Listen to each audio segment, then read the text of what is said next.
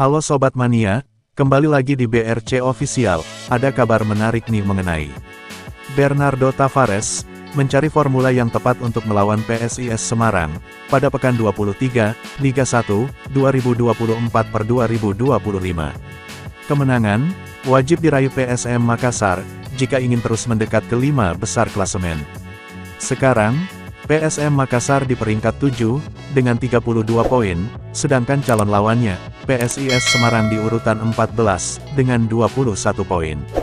PSM Makassar, bertindak sebagai tamu di markas PSIS Semarang, di Stadion Jatidiri, Semarang, Jawa Tengah, Minggu, tanggal 16 Februari tahun 2025 pukul 20 WITA.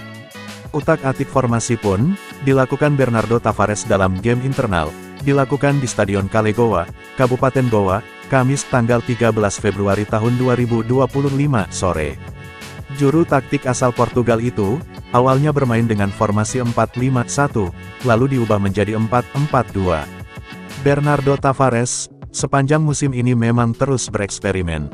Di awal musim, sempat bermain dengan 3-5-2, kemudian diubah menjadi 4-5-1, kadang pula bermain 4-4-2, 4-4-1-1, terakhir bermain 4-3-3. Formasi diturunkan Bernardo Tavares ini, menyesuaikan dengan pemain yang bisa tampil. Lantaran, badai cedera tak kunjung pergi, dari skuad pasukan Ramang. Silih berganti pemain menepi. Hingga sekarang, ada 4 pemain masih pemulihan cedera, yaitu M. Arfan, Zaki Ashraf, Akbar Tanjung, Aloisio Soares, dan Adil Nur Bangsawan. Ditambah lagi, 2 pemainnya dipanggil ke Timnas U20 Indonesia, Mufli Hidayat dan Sultan Zaki. Pengamat sepak bola, Imran Amirullah menerangkan, perubahan formasi dilakukan Bernardo Tavares, tergantung dari lawan dihadapi. Tentu pelatih berlisensi UEFA Pro ini, menganalisa kekuatan dan kelemahan lawannya. Lalu disesuaikan dengan rencana bermain akan diterapkan. Saya lihat, tergantung taktik seorang pelatih, analisis kekuatan lawan.